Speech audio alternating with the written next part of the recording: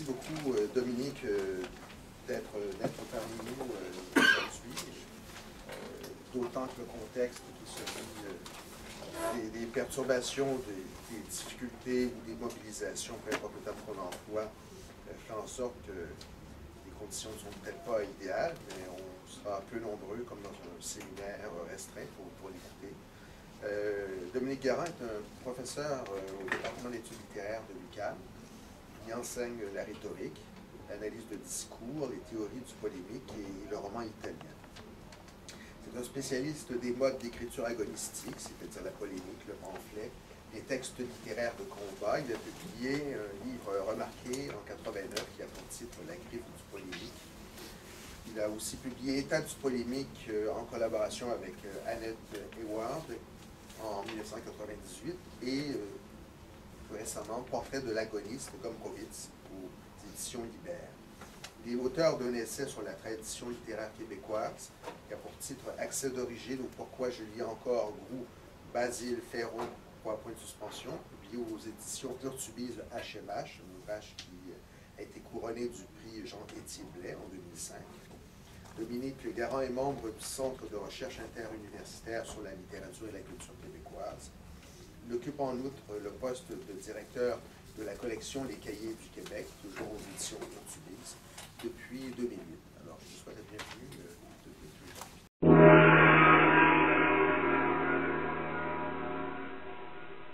Je vais d'abord vous dire pourquoi j'ai choisi de vous parler de Pierre Falardeau. Ça pouvait sembler opportuniste, là, mais ce n'était pas calculé ainsi, parce que la semaine dernière, il y avait le lancement d'un scénario posthume de Falardeau.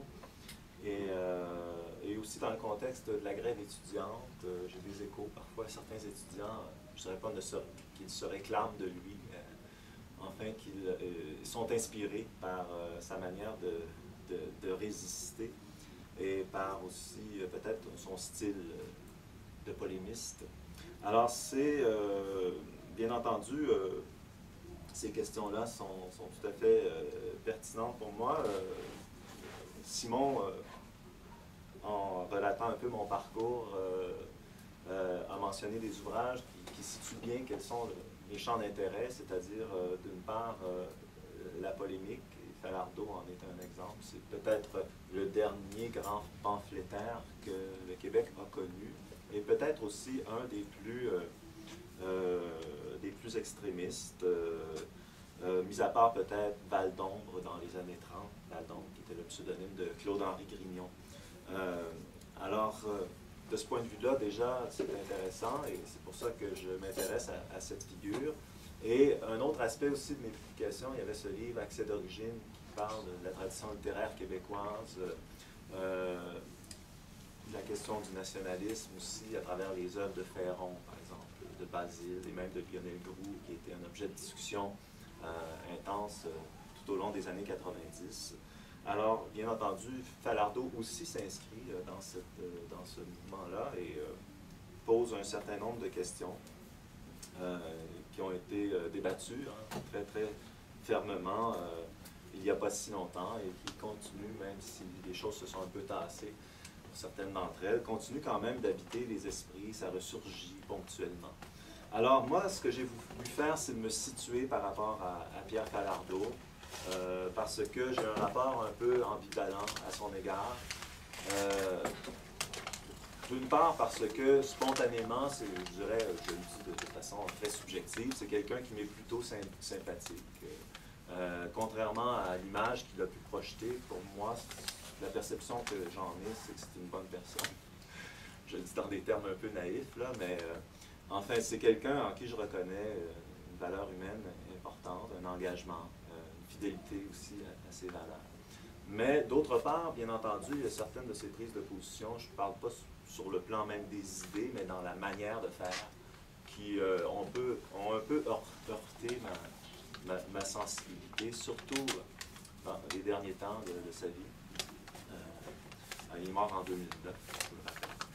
Alors, donc, il y a un style polémique que j'aimerais interroger, parce que, justement, dans le contexte précisément de la grève étudiante, on peut se poser la question aussi comment, par le discours, s'opposer au pouvoir. Comment comment se faire entendre? Est-ce que c'est en levant le ton qu'on réussit à se faire entendre? Est-ce que c'est en étant un peu violent dans son énonciation aussi? Ou est-ce que le débat mené sereinement et selon les règles déontologiques de base dans les échanges, est-ce que c'est préférable? Ces questions-là se posent et j'ai décidé donc de les aborder à partir de la figure de Falardeau. Qui est, bon, comme vous, je ne sais pas quel est votre rapport personnel à lui, c'est une figure quand même, si on regarde les choses objectivement, on voit bien que c'est une figure controversée. Les points de vue sur lui forment un ensemble de perceptions fortement contrastées. Pour les uns, ce sera un exemple de combativité et d'intégrité, alors que pour d'autres, il ne sera qu'un vulgaire agitateur pénétré de ressentiment. Certains vantent l'homme qui a le courage de ses opinions et demeure fidèle à ses convictions profondes, alors que d'autres ne voient là qu'un entêtement stupide et partial. Il se trouve même chez ses alliés idéologiques, entendez ici les nationalistes québécois, quelques personnes pour trouver qu'il manque de modération et que ses propos confinent à la haine sectaire. D'autres, au contraire, mettront plutôt l'accent sur son sens de la fraternité et sur la solidarité, jamais démentie, qu'il a exprimé envers les opprimés de toutes les régions du monde. La distinction même entre intellectuel et idéologue, parce que là-dessus aussi on débat, hein, lui-même a voulu se définir comme un intellectuel, qualité que d'autres lui ont retirée. Alors cette distinction même entre intellectuel et idéologue prend un sens polémique dans son cas. Si l'on tient à ne restreindre la définition de l'intellectuel qu'au type de penseur tel qu'on le définit dans le dictionnaire historique de la langue française, dont la vie est consacrée aux choses de l'esprit, que celle-ci concerne ou non les affaires de la cité, il est certain que Falardeau n'en est pas un. On ne le voit jamais peser le pour et le contre, maintenir une distance entre lui et son objet, se placer au-dessus de la mêlée. Sa volonté affichée, je le cite, de comprendre notre situation collective et de penser tout haut ne prend jamais un tour abstrait et vise au contraire des prises de position fermes. Ainsi, si l'on voit dans l'intellectuel non pas un universitaire spécialisé dans un domaine précis, mais quelqu'un qui, mettant à profit à la fois une culture générale et la faculté d'organiser sa pensée de manière relativement cohérente, intervient dans les débats publics pour y discuter des idées, il devient difficile de refuser ce titre à Falardeau. La définition donnée sur Wikipédia me paraît convenir ici. Je cite, « Un intellectuel est une personne dont l'activité repose sur l'exercice de l'esprit, qui s'engage dans la sphère publique pour faire part de ses analyses, de ses points de vue sur les sujets les plus variés et pour défendre des valeurs, qui n'assume, cette personne-là, généralement pas de responsabilité directe dans les affaires pratiques et qui dispose d'une forme d'autorité. L'intellectuel est une figure contemporaine distincte de celle plus ancienne du philosophe, qui mène sa réflexion dans un cadre conceptuel. Il s'agit de toute personne qui, du fait de sa position sociale, dispose d'une forme d'autorité et la met à profit pour persuader, proposer, débattre, permettre à l'esprit critique de s'émanciper des représentations sociales. » Fin de la citation. Alors, de ce point de vue, un intellectuel se double forcément d'un idéologue, et c'est le cas de Falardeau. Cela dit, Pierre Falardeau n'est pas l'auteur d'essais de longue haleine, comme le sont par exemple Bernard-Henri Lévy ou Alain Finkielkraut. Ses interventions ont toujours été ponctuelles, sous forme d'articles publiés dans des journaux et des revues, et qui ont été rassemblés dans 3 volumes que j'ai ici. Maintenant qu'on a posé la question de la perception qu'on se fait de Falardeau, en disant qu'elle n'est pas unanime, est-ce que nous sommes amenés à ne l'apprécier ou à le déprécier qu'à la lumière de nos propres affinités idéologiques? Que pourrait-on penser au sujet de Falardeau qui irait au-delà des affects positifs ou négatifs suscités par ses coups de gueule? Alors, je propose ici que sa posture pamphlétaire soit analysée, c'est ce que je vais tenter de faire, du point de vue de l'éthique de la discussion publique. Je suis persuadé que plusieurs parmi vous sont convaincus que Falardeau ne respecte pas ou peu les règles déontologiques de base auxquelles doit obéir tout intellectuel digne de ce nom. Et c'est un point que je veux discuter ici avec vous. Et je le ferai donc à partir de la lecture intensive que j'ai faite de ses textes, mais également de son œuvre cinématographique, en particulier les documentaires qui sont regroupés dans sa première période d'activité à titre de réalisateur. Alors, ce que je propose d'examiner, c'est une manière de faire une posture manifestement conflictuelle et parfois même violente, en mettant en lumière son ancrage dans une fidélité, un réseau de loyauté. Et je veux établir de quel legs se réclame Falardeau et tenter à partir de là de me situer éthiquement par rapport à lui. D'abord, quelques mots sur son parcours. Alors, c'est une chose qui est peut-être moins bien connue, mais Falardeau a étudié à l'université en anthropologie, ici même à l'Université de Montréal. Il a complété un baccalauréat et ensuite une maîtrise. En fait, c'est au moment de sa maîtrise qu'il a commencé à faire du cinéma de façon officielle. Et ses premières réalisations cinématographiques sont des documentaires autoproduits, qu'il a lui-même financés pour la plupart. Le premier d'entre eux, Continuons le combat, en 1971, propose une analyse ethnologique du spectacle de la lutte. Ça devait d'abord être intégré à son projet de maîtrise. L'ambition de Falardeau était de donner à voir les mythes prégnants de la collectivité québécoise moderne.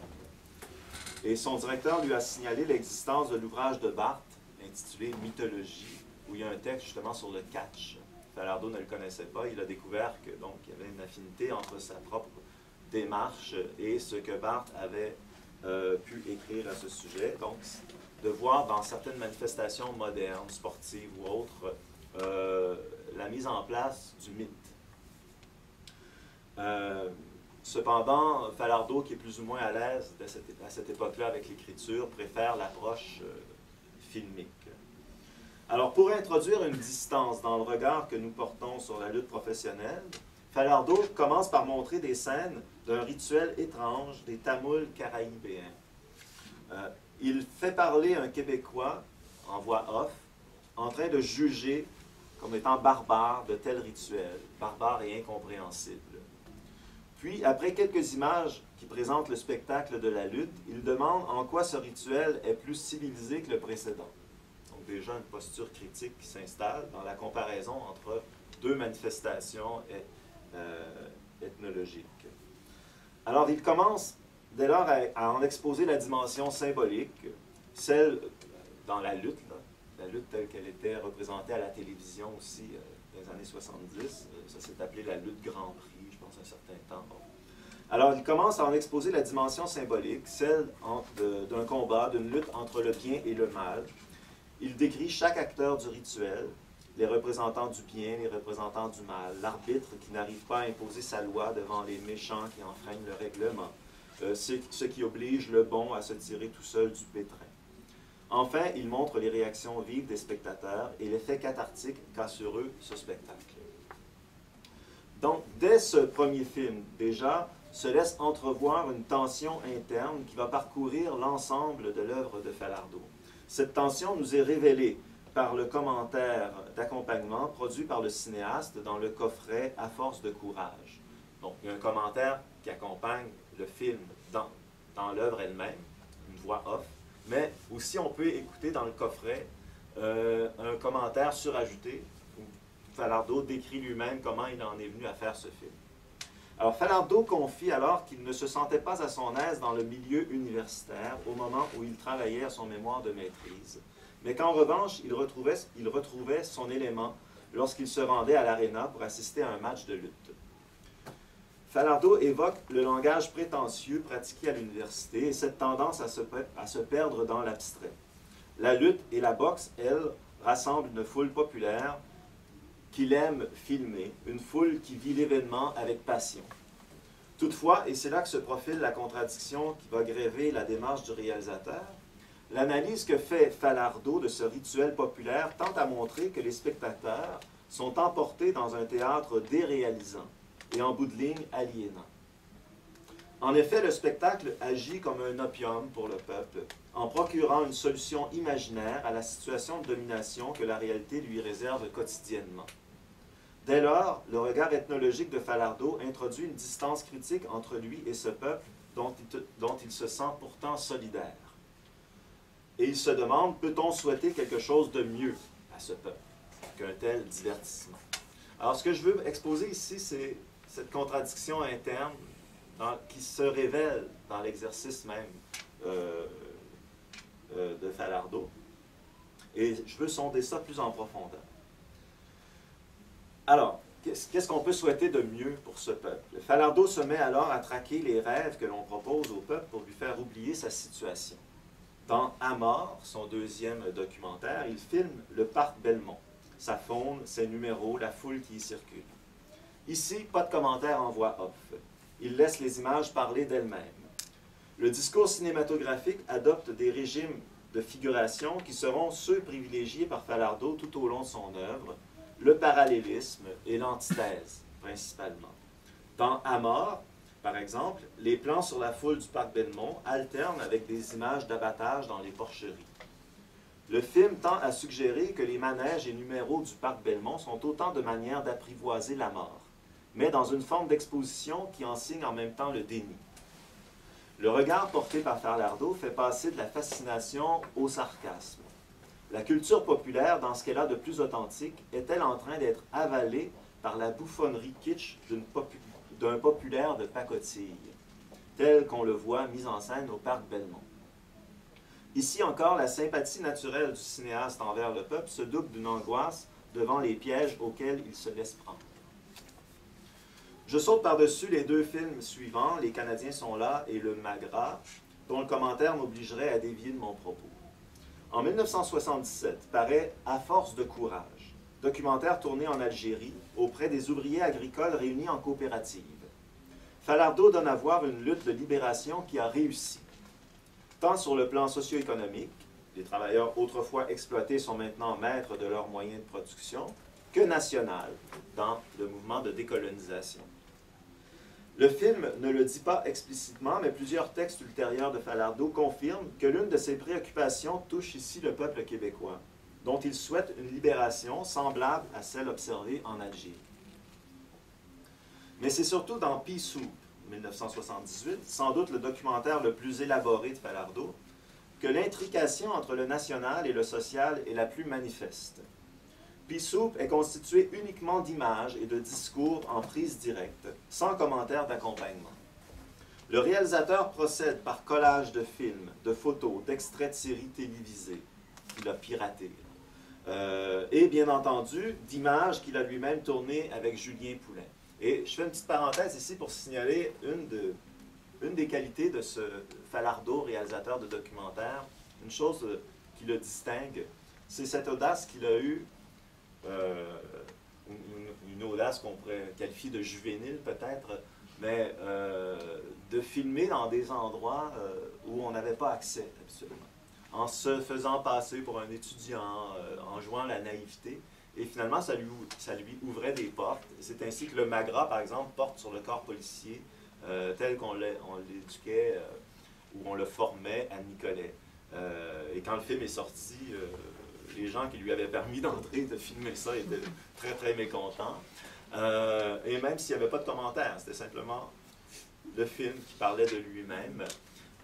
Bien entendu, c'est une chose qu'il va faire aussi dans le temps des bouffons, hein, où il va s'introduire dans une assemblée de gens prospères au Beaver Hall, et pour en faire ensuite un commentaire tout à fait incendiaire. Mais ce qu'il a fait aussi dans Pea Soup, c'est de filmer des ouvriers d'usine. Et paraît-il, Denis Arcand lui avait dit que c'était pratiquement impossible d'aller filmer dans ces milieux-là parce que les directeurs de compagnie interdisaient l'accès. Et Falardeau a réussi à le faire.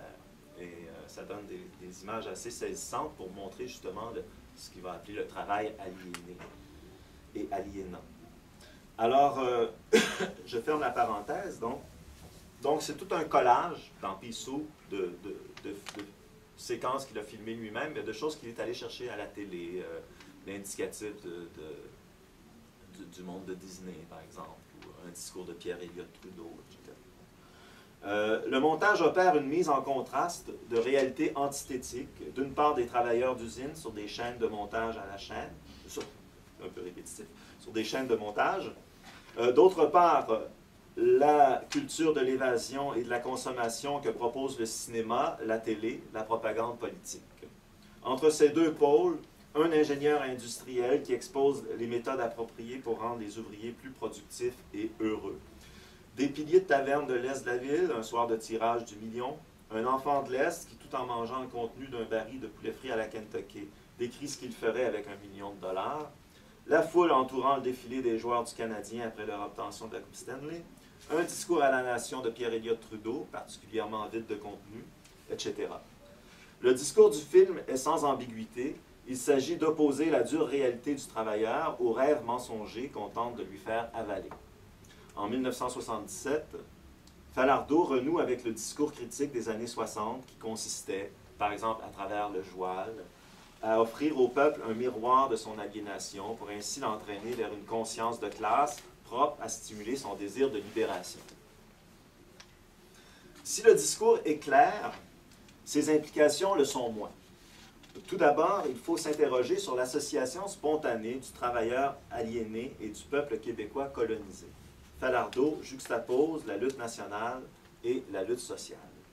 Des ouvriers qui travaillent à la chaîne, en existe-t-il du côté de la population anglophone? La question ne semble pas intéresser Falardeau. Il ne va pas pourtant jusqu'à identifier la classe dirigeante aux Anglais, comme on pourrait le croire, et l'ingénieur conseil expert en rendement efficace est un bon francophone de l'Université de Montréal. Il reste que le film s'intitule Pea Soup et cite en ouverture le damned Canuck de Miron, expression qui réfère directement aux Canadiens français. Il est donc clair que le discours révolutionnaire de Falardeau réduit son champ d'application au prolétariat québécois. Le cinéaste se défendra par la suite à maintes reprises de pratiquer une dénonciation sélective, en faisant du Québécois la victime d'une double aliénation, à la fois socioculturelle et économique.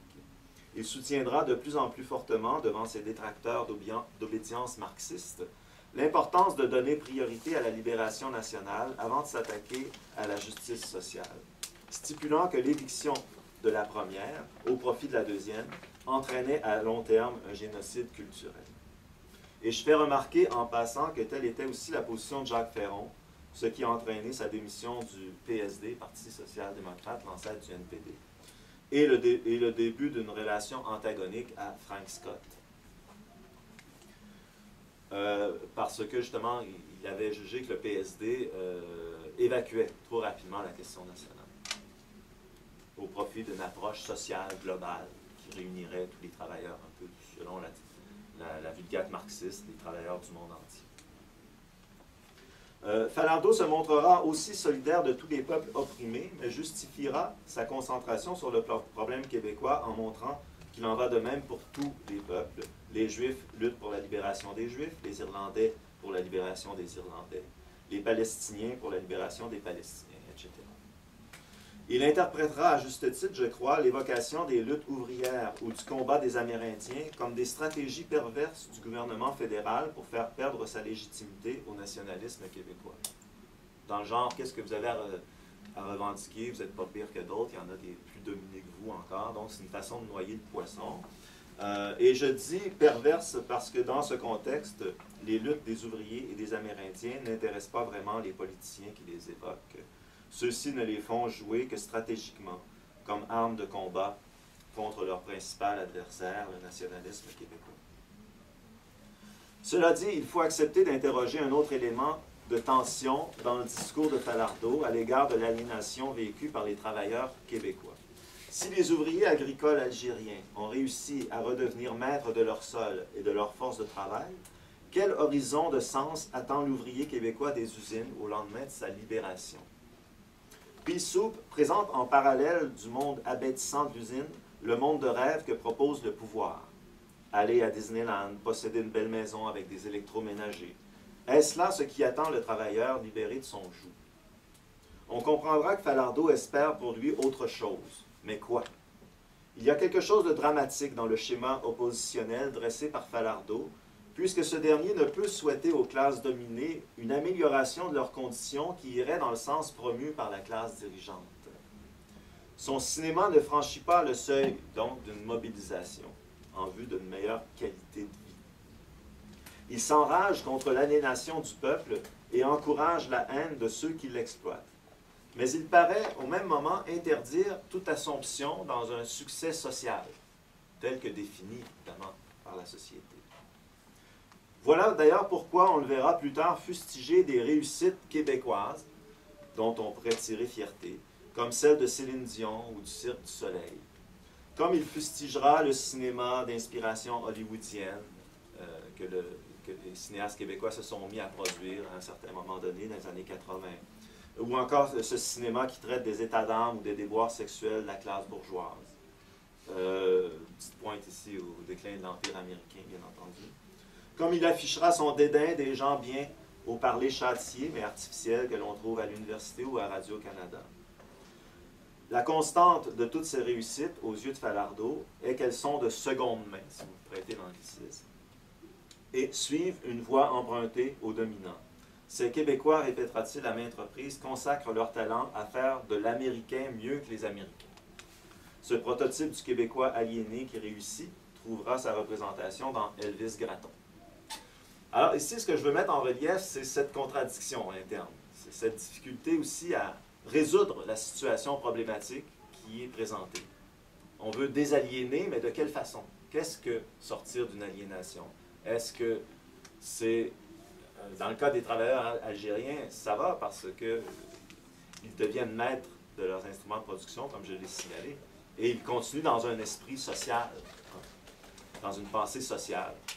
Alors qu'ici, ce qui est offert comme débouché, quand on sort de l'usine, c'est quelque chose qui est peut-être encore plus aliénant sur le plan spirituel. Alors, suivons donc la logique d'une telle détestation du succès normé par le pouvoir en place, dont les normes et règles du jeu, on l'aura compris, ne sont pas des créations québécoises, mais des modèles empruntés. Émule de Gilles Groux et de Pierre Perrault, Falardeau a voulu donner à voir l'homo québécensis.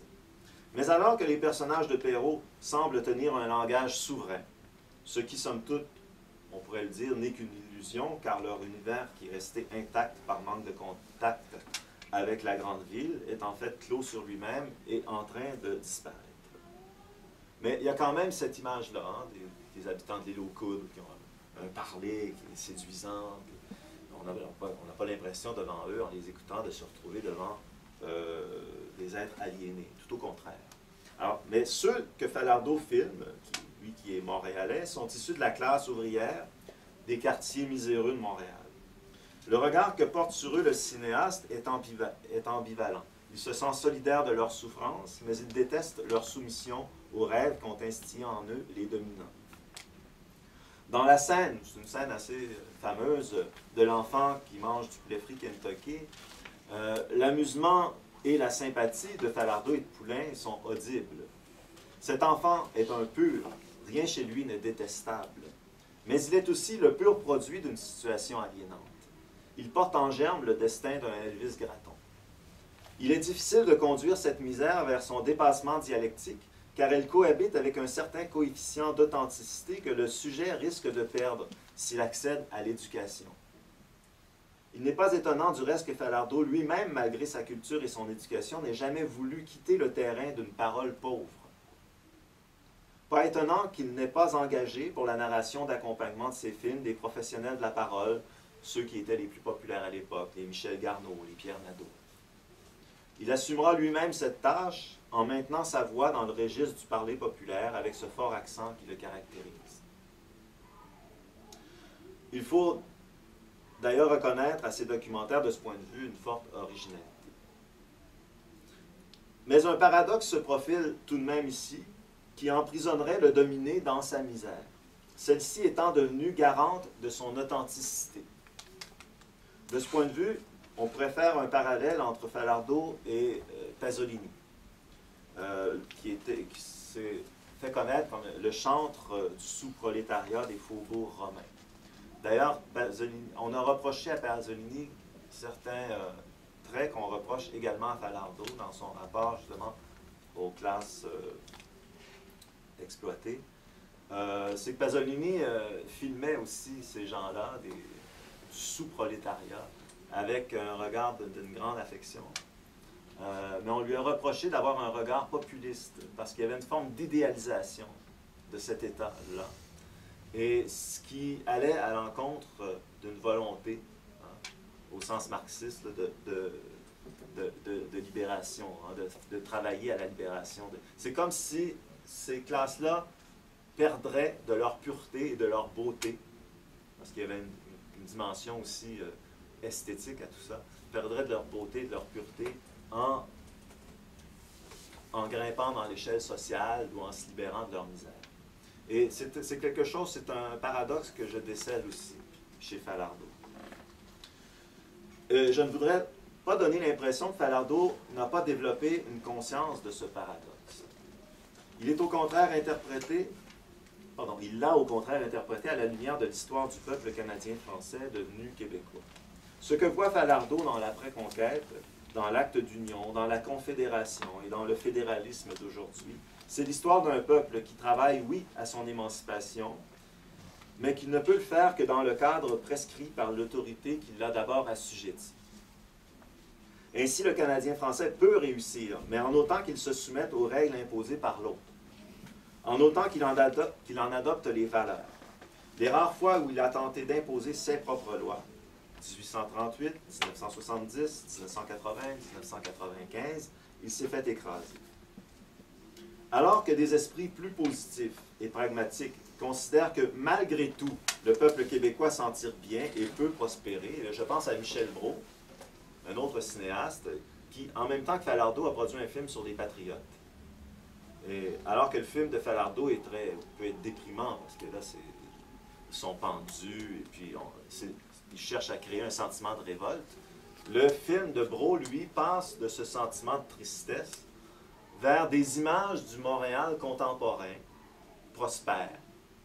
Comme pour dire, mais voyez, ça n'a quand même pas rien donné tout ça. Hein? Le peuple canadien-français a pu évoluer malgré tout et maintenant vit dans des conditions qui sont enviables. Alors, vous avez ici, sur un même sujet, deux approches complètement différentes. Mais évidemment, cette positivité-là, Falardeau va toujours la rejeter. Il va répéter toute sa vie, jusqu'à en exaspérer plus d'un, que cet affranchissement n'est pas complet, voire même qu'il cache un asservissement plus fondamental, mais de moins en moins ressenti, en raison d'un refoulement qui conduit le sujet à percevoir comme normal ce qui ne l'est pas. C'est un vaste débat qui mériterait un long développement. Je m'attarderai seulement à l'un de ses effets, en postulant que c'est à partir de ce point que le documentariste, dans sa biographie, je dis bien, à partir de ce moment-là, dans sa biographie, que le documentariste ethnologisant se mue en pamphlétaire. La posture pamphlétaire étant bien souvent, comme l'a montré Marc Angenot, liée au sentiment de devoir pointer du doigt une évidence que plus personne n'accepte de voir. Mais pour pouvoir analyser convenablement cette posture pamphlétaire, je vais faire un petit détour vers la loyauté, puisque c'est un des thèmes aussi de la conférence. Je vais exposer sur quel fond de loyauté prend essor aussi cette posture pamphlétaire. Il y a d'abord le legs familial, dont Falardeau n'a jamais cessé de se réclamer. Aux funérailles de son père, il prononce ce discours, je cite, « Je me rappelle aussi le feu dans tes yeux quand tu nous parlais du mouvement coopératif, la justice, la solidarité humaine. Je me rappelle aussi la colère sur ton visage, une colère saine, belle, la colère d'un homme encore capable de s'indigner. L'indignation devant la bêtise, l'injustice, le mensonge, la saloperie et la laideur. La colère d'un homme digne, d'un homme debout, alors que beaucoup rampent. » On voit bien que la figure du père ici est très marquante pour Falardeau, puisque la description qu'il fait de son père concorde tout à fait avec ce qu'il va tenter d'être lui-même. Et à propos de cette filiation, c'est assez remarquable aussi, il y a des lettres à son fils ou à ses fils dans ses recueils. Hein. L'hommage au père, lettre au fils, il y a une volonté de transmission qui est en acte ici. Ça, c'est pour le père, dont il dira aussi qu'il lui a enseigné la persévérance. En rétorquant à certains intellectuels qui contestent les revendications québécoises, c'est le souvenir de sa mère qu'il met de l'avant. Je cite, « Pour vous, le peuple québécois n'existe pas. Nos griefs sont imaginaires. Je regrette, mais les mains de ma mère et celles de mes tantes, couvertes de crevasses et de plaies purulentes à défaire les cotons de tabac pendant des années à l'Imperial Tobacco, c'est pas des griefs imaginaires.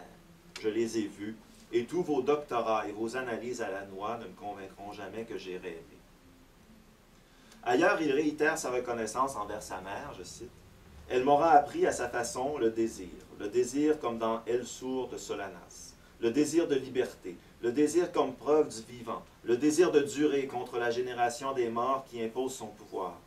Quand le désir s'émousse, c'est la défaite, la mort. La victoire est dans le désir, durer, toffer. Nous en sommes là, et j'ai de plus en plus le goût de faire des films pour ma mère et pour mes tantes, par-delà le temps et les frontières. Pour la suite du monde, pour ces gens sur lesquels aussi on a craché allègrement comme des morons. » Fin de la citation. Ce qui se donne à entendre ici, c'est le sentiment d'une dette, le don reçu entraînant une obligation. L'éthique falardienne se déploie sur ses maîtres mots, colère, indignation, persévérance, désir de liberté, espoir, coopération, solidarité. Mais avec en arrière-plan, évidemment, tout ce qui, leur étant contraire, les appelle.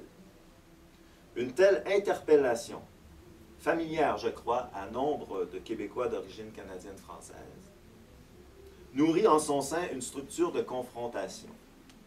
Ce n'est pas sans conséquence sur le discours de Falardeau, sur la manière dont il élaborera sa scénographie polémique. Il en résulte pour le sujet la nécessité constante de se retremper dans l'humiliation initiale pour que soit réanimé le désir de libération.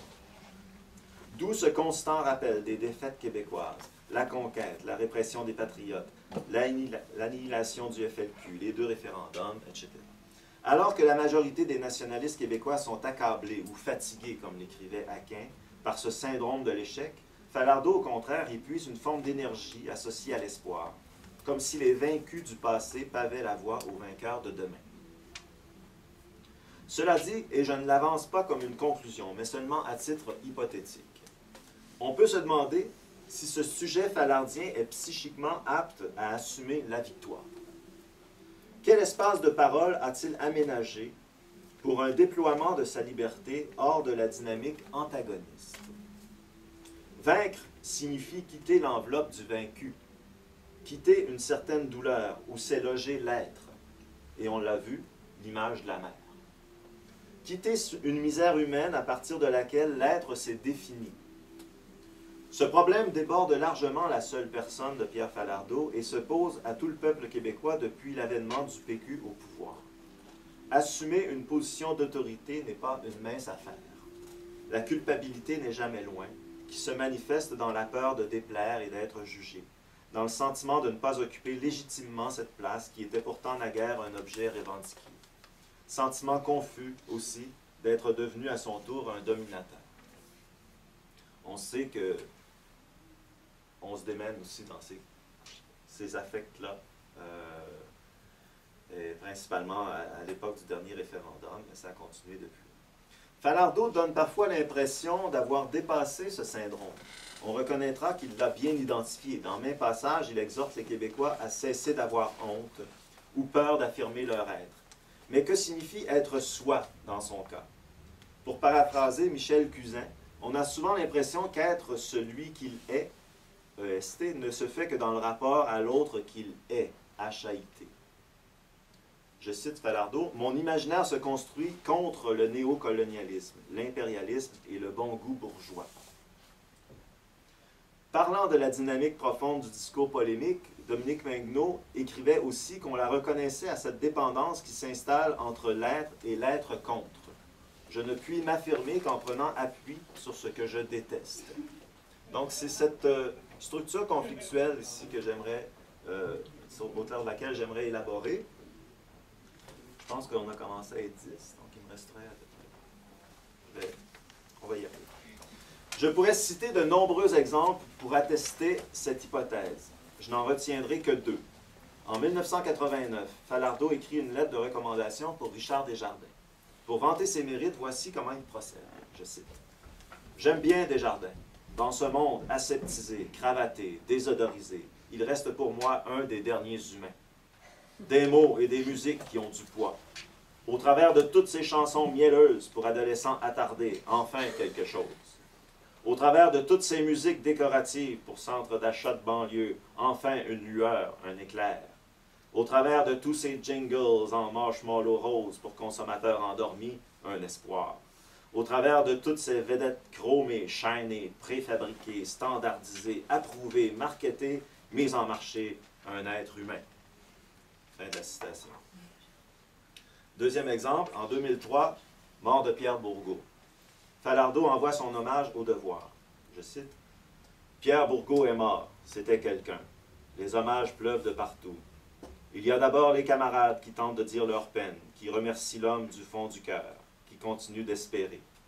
Il y a aussi les éternels vautours qui s'abattent sur son cadavre pour mieux se faire voir. Et il y a les autres, nos ennemis, trop lâches pour se réjouir sur la place publique, et qui, sous les clichés et les compliments d'usage, plantent leurs couteaux assassins pour terminer le travail. Ils veulent s'assurer, l'air de rien, en douceur, que le bonhomme est bien mort, qu'il est devenu parfaitement inoffensif. » Fin de la citation, mais j'aurais pu citer toute la page au complet qui suit, où il n'est question que des ennemis, dans un hommage à Pierre Bourgault.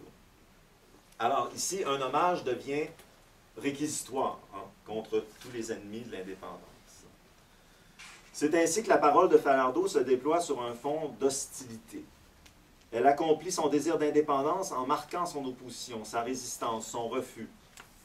Les amis, appelés le plus souvent frères et camarades, selon la mode des années 60, sont là, mais c'est précisément la résistance qui crée entre eux le lien.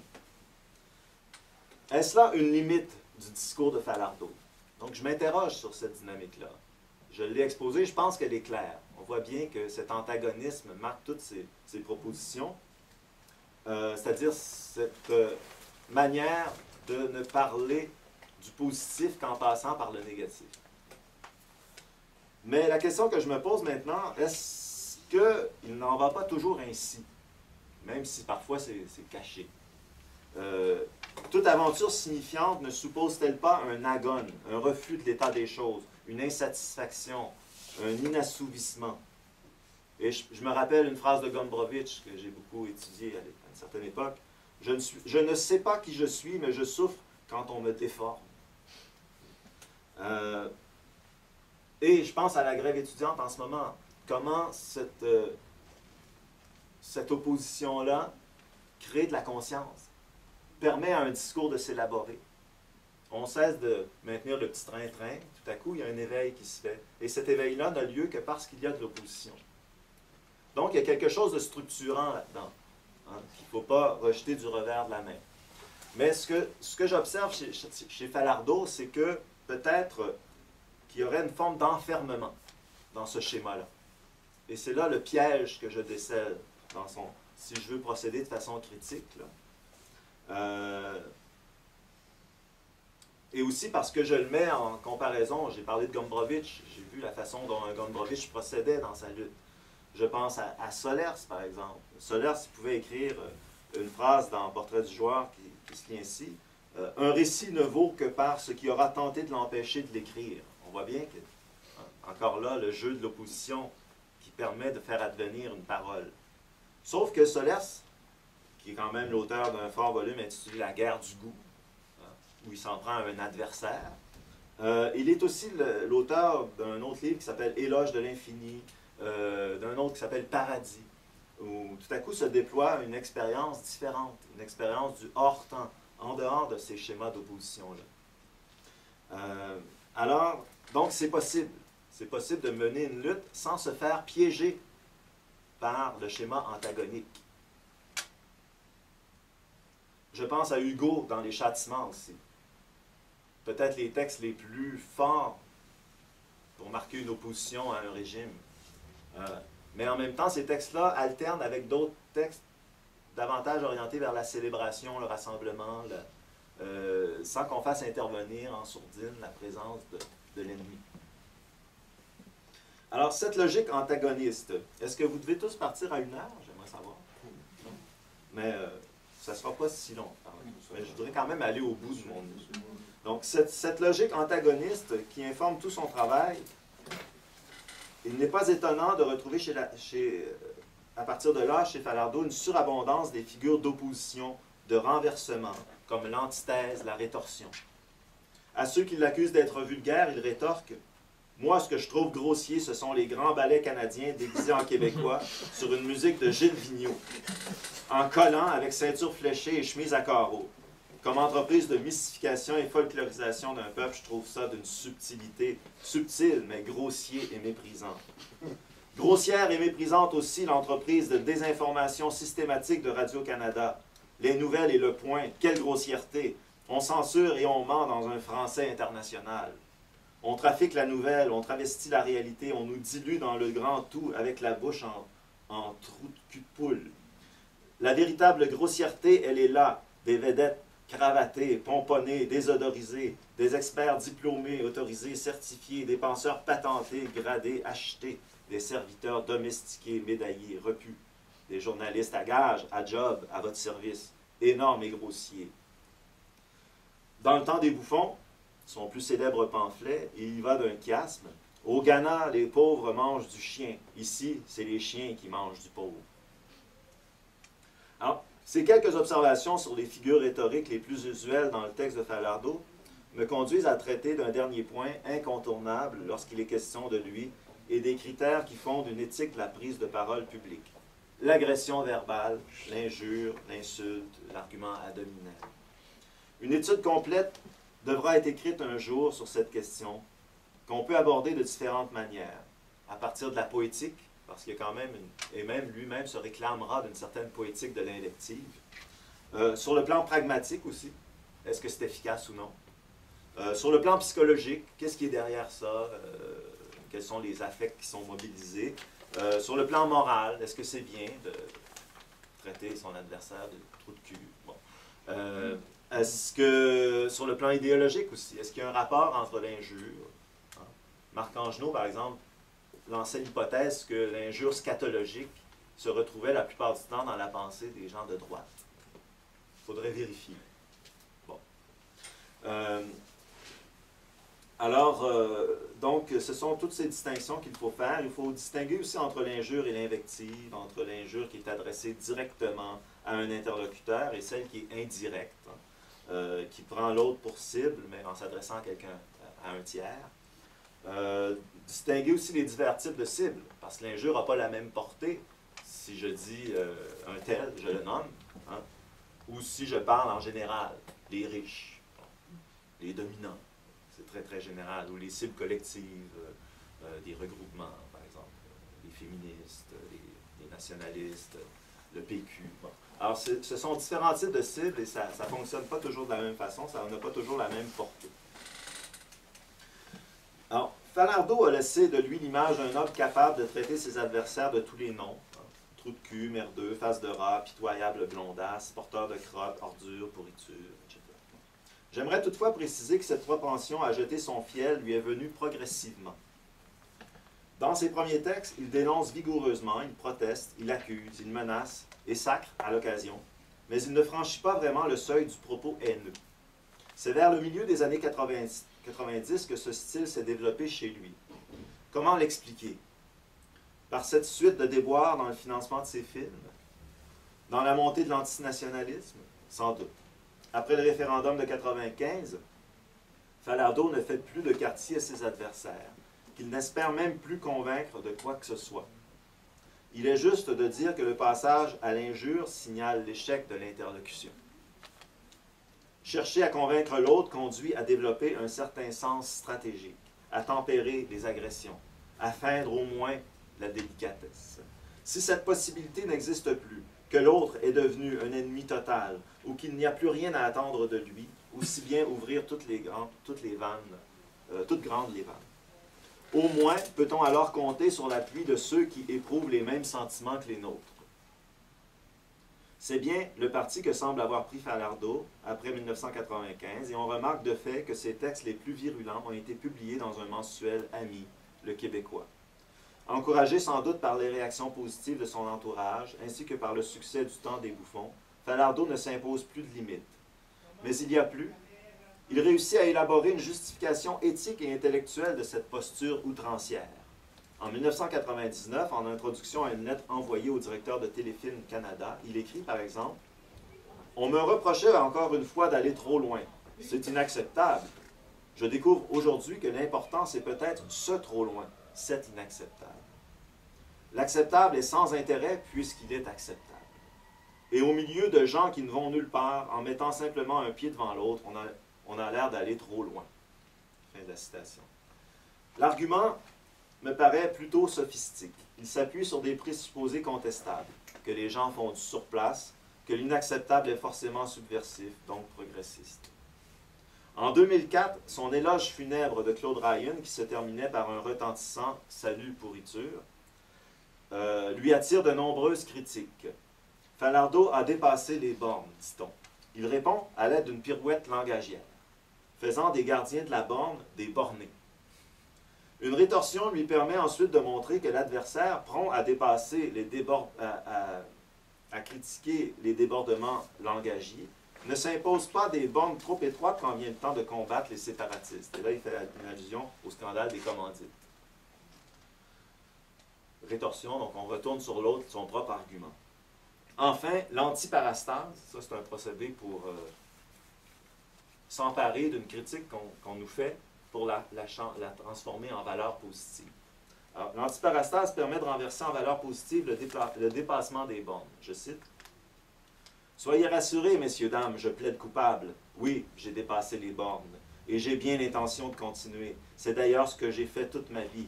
Toute mon œuvre depuis toujours n'étant fait qu'une même tentative d'aller voir ce qu'il y a au-delà de la borne. Et je ne vais pas commencer, pas à mon âge, à m'excuser. À m'excuser de quoi? À m'excuser de penser, m'excuser d'écrire, m'excuser de parler, m'excuser d'être.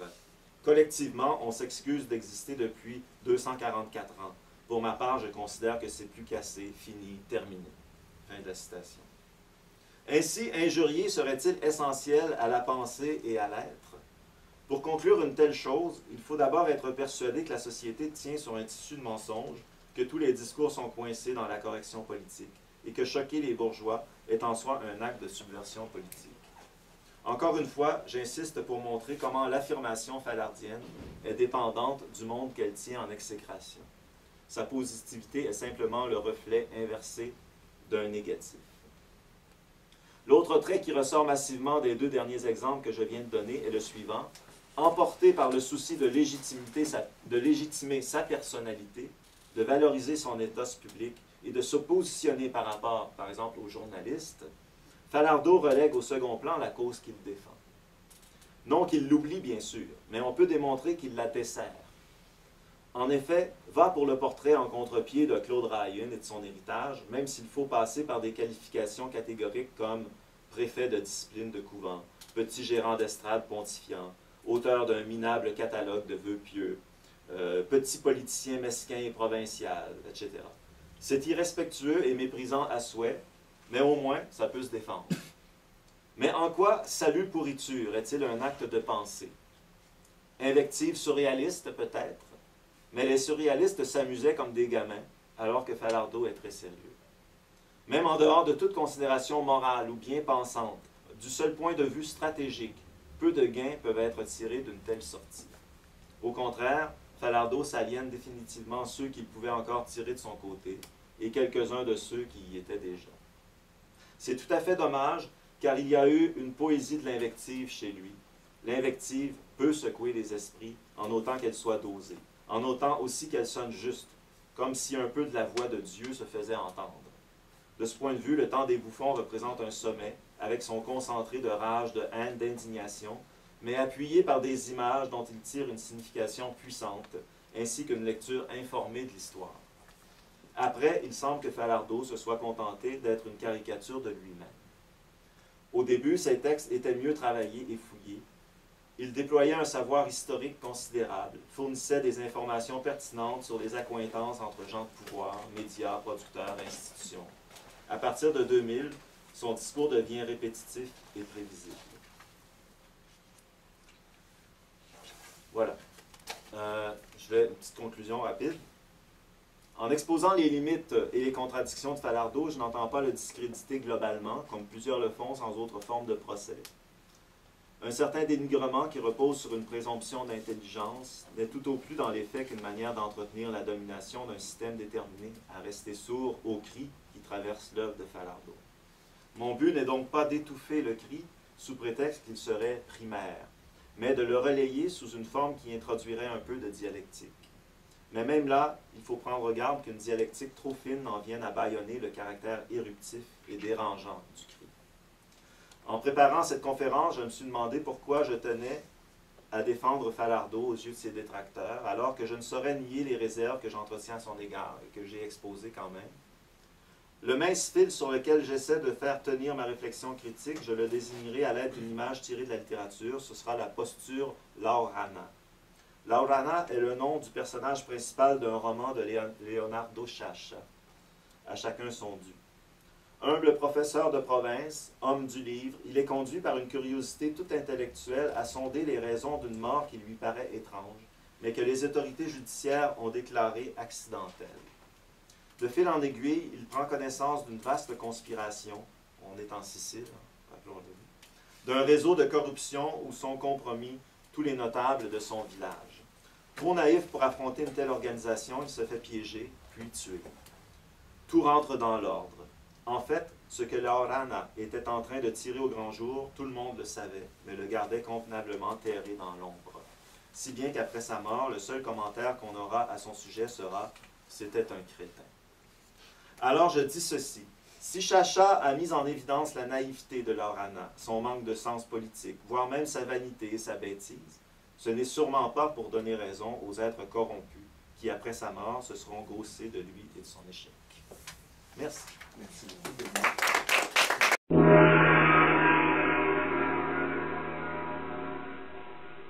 C'est une très intéressante présentation sur un homme complexe, parce que je crois que c'est ce que tu as montré. Alors la parole est à vous.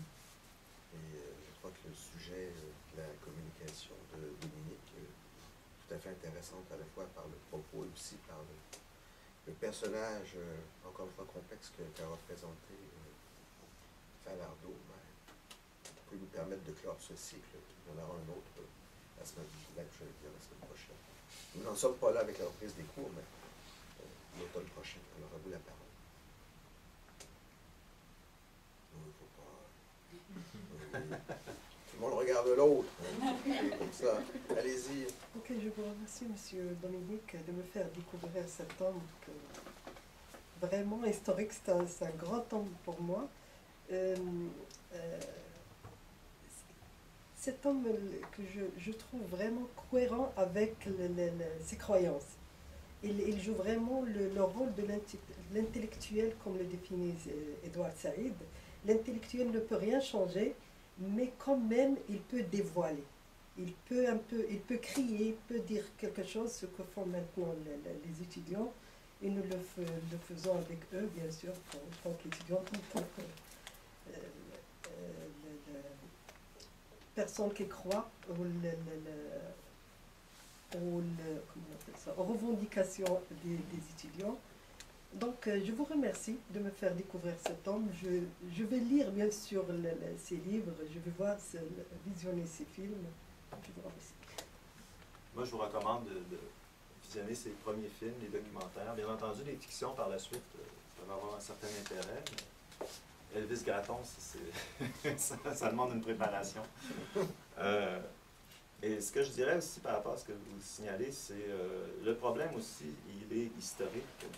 C'est que le résistant que Falardeau a pu être, c'était, évidemment, il y a une cohérence, hein, ça on ne peut pas le nier. Mais il y a quelque chose qui bascule à un moment donné. Parce que c'est tout le travail entre la légitimité de la cause qui est défendue. Et la perception de la légitimité de cette cause-là s'est beaucoup modifiée avec les années. Si dans les années 60 et 70, par exemple, le combat national paraissait une cause juste et bonne, par la suite, il y a eu d'autres mouvements qui sont venus et il y a eu un développement historique qui fait en sorte que ça a été remis en question. Et moi, je m'explique ainsi aussi le passage vers une tonalité pamphlétaire plus réactive chez lui. Parce que lorsqu'on est du bon côté, les luttes de libération, ça fait des héros, ça fait des gens qu'on acclame. Mais tout à coup, quand ce projet-là ou la cause défendue cesse d'être légitime aux yeux de toute une partie de la société, ça peut commencer à poser problème. Oui, Yann. J'ai beaucoup apprécié votre intervention, les étapes de l'argument, l'intellectuel et tout ça. J'ai trouvé très intéressant à chaque étape. Moi, je m'intéresse aux écrivains comme Leonard Cohen et Gail Scott. Et ce que vous avez abordé m'aide beaucoup à comprendre certaines scènes et certains enjeux dans leur roman.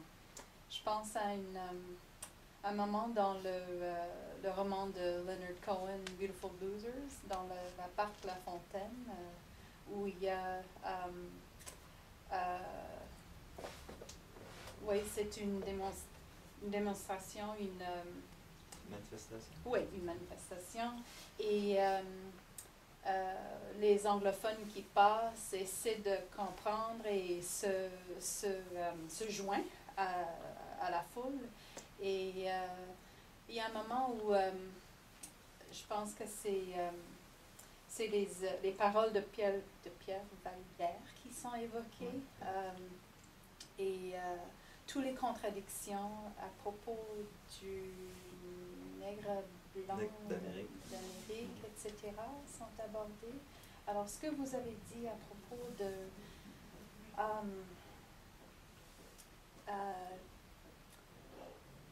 une sorte de culte du perdant ou je m'exprime mal, mais ça m'intéresse beaucoup parce que l'échange entre les personnages dans cette scène, j'ai jamais compris pourquoi ils s'expriment de cette façon, mais Cohen essaie, je pense, d'après avoir entendu votre intervention, Cohen essaie de soulever toutes les contradictions, tous les paradoxes de cette situation. Ce qui est beau là-dedans, ce qui n'est pas du tout beau là-dedans, le pouvoir est très difficile de repérer dans ces circonstances. C'est un peu, comme je disais tout à l'heure, c'est un peu le cirque. Mais, ok, je tourne maintenant au roman de Scott, Heroine, qui a lieu, qui est situé dans un moment au début des années 70. Et dans ce cas-là, vous me faites penser que dans Heroine,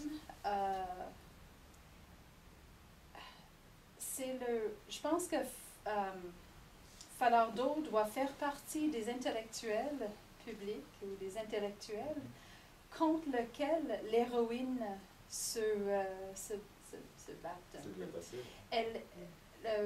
Tout le roman ne questionne, ne met pas en question la légitimité de la lutte, mais met en question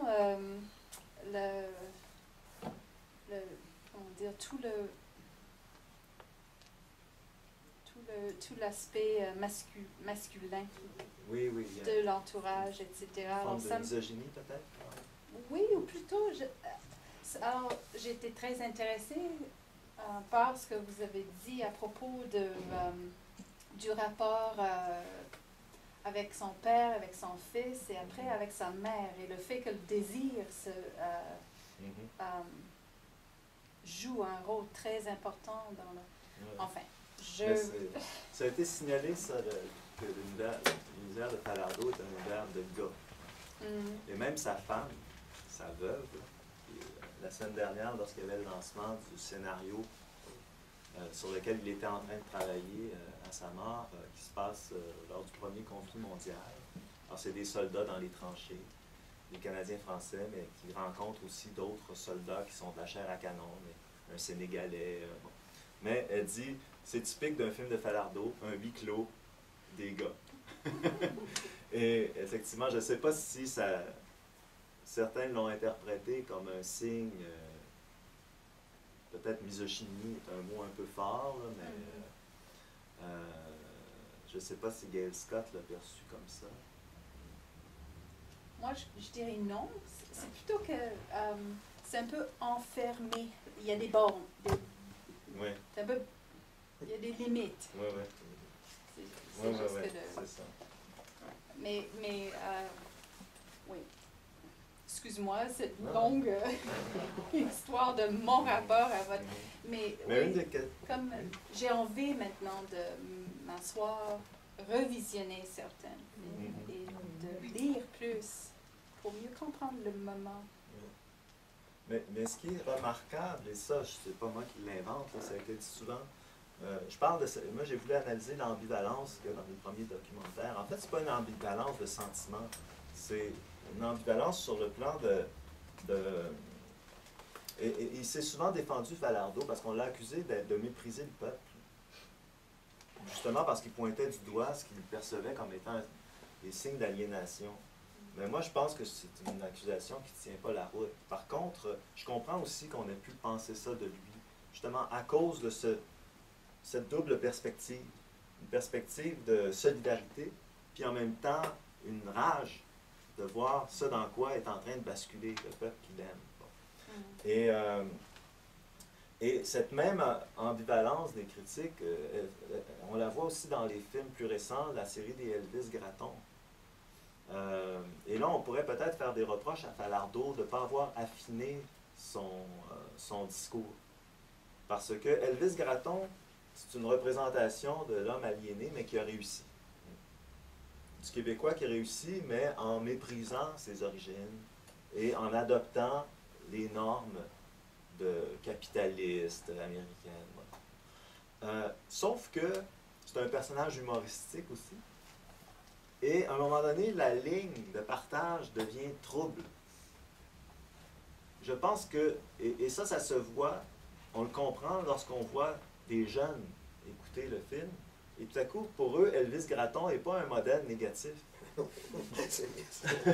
Je dirais pas que ça devient, parce que c'est un épais, là, il ne devient pas un modèle positif, mais il ne devient pas négatif non plus. Même, ils vont se mettre à l'imiter, puis à faire du Elvis Gratton, mais sans avoir toute la portée subversive que voulait y mettre Falardeau. Et là, il y a un petit problème là, dans l'organisation même du discours et dans la façon dont il est reçu.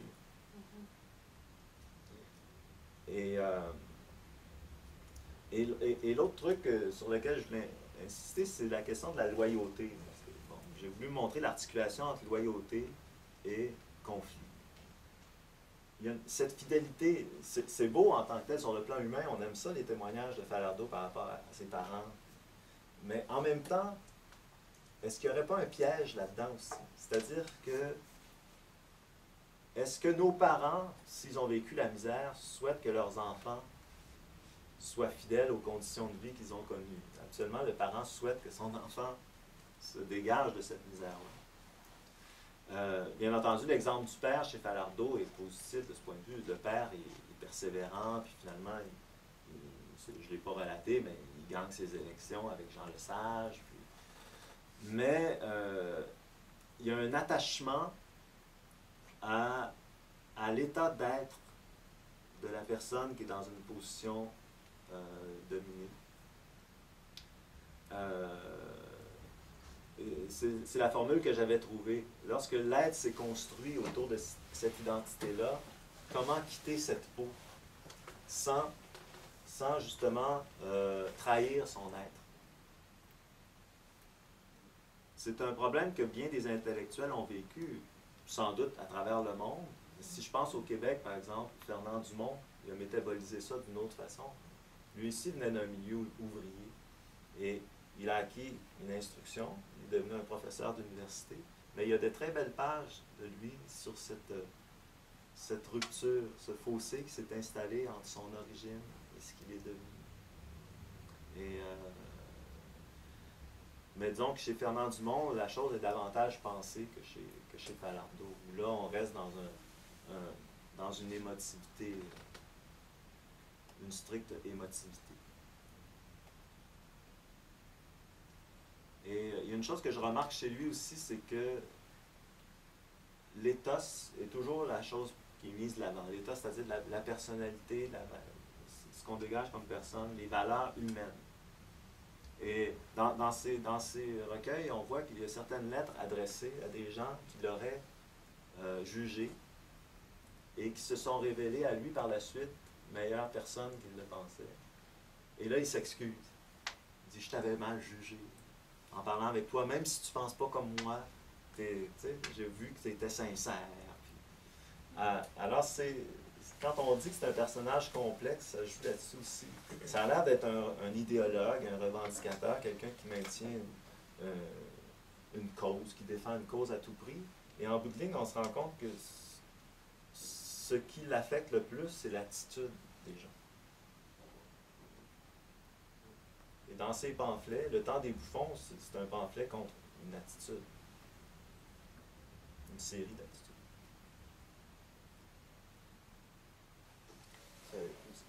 On trouve sous forme de commentaires, plutôt que de questions, mais tous ces paroles, s'il semble qu'il y a quelque chose d'intéressant, mais que ce soit Pierre Bourgault, que ce soit bien différent de tous ces personnages, Falardeau ou même Amir Kadi, il y a toute une tradition de la rhétorique politique au Québec extrêmement intéressante. Je dirais une rhétorique balistique.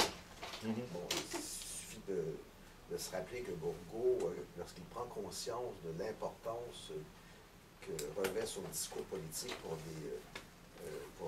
un public, se met à craindre l'effet de son discours, parce qu'il se dit, voilà, il avait un pouvoir de conviction qu'il n'avait pas Falardeau, de mobilisation de la foule, qui l'inquiétait profondément, parce qu'il se dit, voilà, si mon propos dépasse ma pensée, c'est une foule qui elle-même va être mobilisée. Donc, il était conscient du danger, je dirais, de l'emportement rhétorique.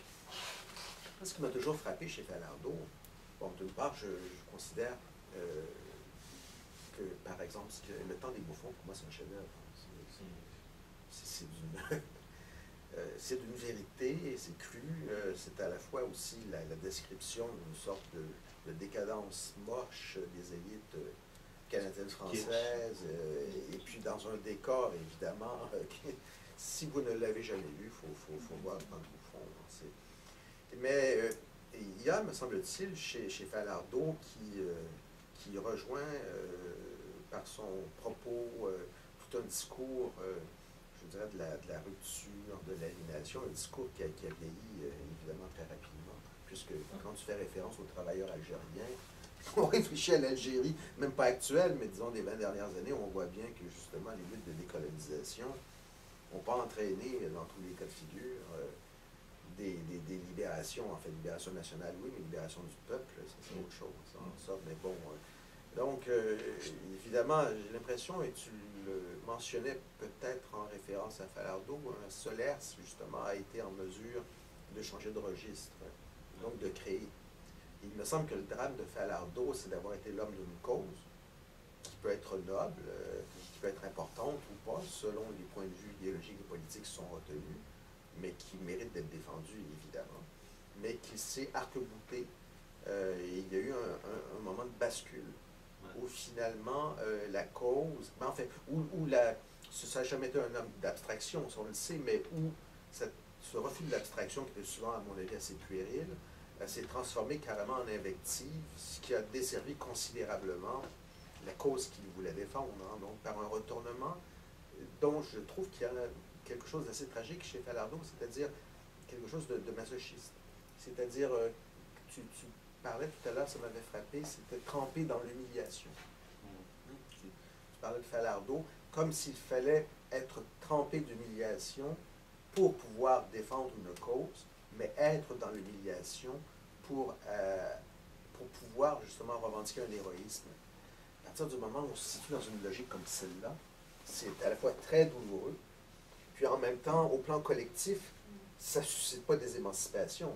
Parce que, évidemment, tu le disais tout à l'heure, en parlant de Dumont, dans un autre registre, ou de Falardeau lui-même, la fidélité aux origines, toi qui as travaillé ces questions, la fidélité au peuple ou à ce qu'on se représente évidemment du peuple, que du peuple lui-même, lorsque ça inscrit quelque chose de profondément régressif, mais de douloureux dans le fait d'avoir été victimisé, d'avoir été aliéné ou méprisé, dans le pire des cas, ce qui n'est pas présent chez Falardeau, quoique il y a quelque chose de trouble chez lui, ça peut mener à un populisme, mais même à un populisme, je dirais, amer.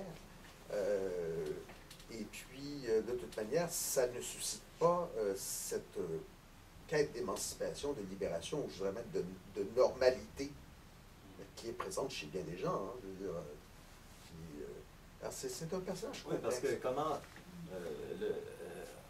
on peut dire que rêver de Disneyland et d'électroménager, d'une belle maison, c'est une perspective aliénante, mais en même temps, est-ce que... Il me semble que... Qu'est-ce qu'on souhaite au peuple? Sinon aussi quand même un mieux-être et tout ça. Et je suis tout à fait d'accord avec ton commentaire. Et tu parles de registre, et effectivement, c'est peut-être, malgré tout le fait que je l'ai signalé dès le départ, là, la sympathie que j'ai pour Falardeau, je suis obligé d'avoir quand même un point de vue critique sur cet aspect-là, tout ce que tu viens de dire, et sur le fait qu'il ne change jamais de registre. Et de ce point de vue, il y a un manque de virtuosité là, dans son... Il n'y a pas une palette très très large, et ça crée un enfermement à un moment donné. C'est comme s'il n'y a pas de bouffée d'air à travers l'invective et la tension sur la cause à défendre. C'est pour ça que je mentionnais Solers comme un contre-exemple. Ah ben, absolument, oui. Et même à l'égard des profondes modifications du nationalisme québécois, des évocations ou des représentations du nationalisme québécois, qui n'est pas unitaire, parce qu'il y a là, comme dans tous les domaines, évidemment, des conflits, des représentations et des alliances. Il est demeuré l'homme, je dirais, d'une cause qui ne pouvait pas, à la limite, se métamorphoser. Non, En quelque chose d'autre ou en continuité historique, mais transformée par des générations qui suivent. C'est ça qui m'a toujours... C'est ça, il y a eu un intense travail intellectuel de sa part dans les années 70 à la lecture de Mény, de Fanon, tous ces théoriciens-là. Et ça passe à travers tous ces textes. Mais dans les derniers textes, c'est comme si on est devant un ersatz de ça. On n'est pas dans quelque chose qui serait renouvelé à partir d'autres lectures. Il est trop loin. Il y a une cristallisation. Il n'est pas capable de se trahir. Non, il y a de ça. Il est trop fidèle. Oui, c'est ça. Oui, mais ça, c'est tout le problème, effectivement, par rapport aux origines aussi. Le sujet a besoin aussi, tout en aimant ses parents, de leur tourner le dos à un moment donné. Et c'est comme si ce geste-là, il est incapable de l'accomplir. En même temps, il suscitait, et c'était pas quelque chose, je pense, comment le dire, il suscitait dans les débats publics, moi je l'ai plus vu à la télévision que je l'ai vu en réalité, mais il pouvait susciter le rire. Et le rire, c'est-à-dire faire rire. Et donc, il y avait dans cette rhétorique en même temps un excès, mais en même temps une justesse à certains égards qui provoquait le rire. Et ça, c'est quelque chose qui me semble très, très présent dans sa façon d'être. Une dégaine, d'une part, à coup de gitane et de cigarette qui lui pendouillait toujours au bout du nez, là, un peu à la Gainsbourg. Là. Donc, il y a un personnage. D'ailleurs, c'est mis en évidence sur les couvertures. Oui, absolument. Hein? Entre Bukowski et Gainsbourg, et puis qui suscitait le rire. Donc, une crudité, quelque chose d'excessif, qui faisait réagir, qui faisait... Je n'ai jamais été capable de vraiment comprendre en quoi reposait le rire que suscitait Falardeau lors de ses propos polémiques. C'était pas tant la gêne que le sentiment d'une vérité crue qu'il disait, un peu comme les enfants qui... Mais c'est l'accent aussi. C'est l'accent. On se demandait s'il ne répétait pas en privé pour être aussi authentique et pour répondre je dirais, une forme de personnage. Oui, il s'est créé un personnage, je pense. Mais, et c'est le danger, peut-être, à un moment donné, on finit par être emprisonné dans son personnage. Parce que dans le Falardeau privé, tous ses proches le disent, c'était pas du tout un imprécateur, c'était un homme très doux, c'était un homme qui aime s'amuser, qui faisait du sport, qui partait en randonnée. C'était pas un être aigri. Là, alors que le personnage public joue cette carte-là, toujours. De la provocation, d'une certaine forme de vulgarité langagière. Évidemment, c'est vrai que ça crée un effet comique parfois. On pourrait relever dans ces textes, étudier l'humour. L'humour de l'invective, souvent, provoque ça aussi quand ça franchit une certaine limite. Mais quand on le voit à l'émission de Bernard Pivot, à côté d'autres invités qui sont un peu coincés, et lui qui dit simplement ceux qui ne pensent pas comme moi, les haïs. et Bernard Pivot lui-même était séduit. Il était totalement séduit. Si tu te retrouves avec des énarques et que tu as Falardeau à côté, là, c'est ça. Qu'est-ce qu'il en reste? Il est mort tout récemment, donc c'est beaucoup trop tôt pour pouvoir élaborer un bilan, mais il est mort en 2009. Qu'est-ce que toi qui travailles ces questions, qu'est-ce qui en ressort aujourd'hui? On ne peut pas évaluer la portée. Non, tu dis, c'est trop tôt, mais c'est le fond de ma réflexion. J'essaie de voir qu'est-ce qu'on peut, dans des discussions avec des amis que j'ai eues récemment, nous on me disait, il ne reste plus rien, Falardeau, ça va être complètement oublié. Moi, je ne suis pas d'accord. J'essaie de voir justement, évidemment, on ne peut pas réactualiser toutes ces théories là, de la décolonisation. Peut-être qu'on pourra les réactualiser éventuellement dans d'autres contextes, mais en ce moment, ça semble plus collé à la réalité. Donc, peut-être sur le plan de... Je disais tout à l'heure que dans les grèves étudiantes, dans la grève en ce moment, il y a des étudiants qui s'inspirent aussi de cette tonalité-là. Lui-même, Falardeau, dans son énonciation, son style est très, très, c'est mon hypothèse, inspiré du manifeste du FLQ. Et on le voit dans certaines manifestations, des vidéos qui passent sur YouTube, qui sont faites actuellement, un certain ton là, qui est utilisé, qui pourrait se rapprocher de ça. Maintenant, non, vraiment, je ne sais pas, dans 10 ans, qu'est-ce que restera de ça, qu'est-ce qu'on va... Est-ce qu'il avait pris Victor Lévy-Beaulieu dans un autre registre, mais bon, qui est lui aussi intéressant, avait émis des propos, et a émis des propos très durs, notamment à l'égard du Parti québécois, et de Pauline Marois, et d'une certaine décomposition de l'idée de nationalisme, non pas du nationalisme en tant que tel, bon, qui a toujours été une idéologie politique très, très puissante au Québec. Est-ce que Falardeau a-t-il déjà trahi? Au sens où a-t-il déjà émis des propos, je dirais, sévères à l'égard de ses confrères ou de ses camarades? Comme le a pu faire BLP, par exemple. Non, pas de cette façon-là. Par contre, il a toujours soutenu que ce n'était pas une question de parti, hein, la cause d'indépendance. Il voulait sortir ça de l'ornière d'un seul parti. Et donc, il ne s'est pas mis au service du PQ. Écoutez, merci beaucoup. Merci beaucoup, Dominique. Merci de cette présentation.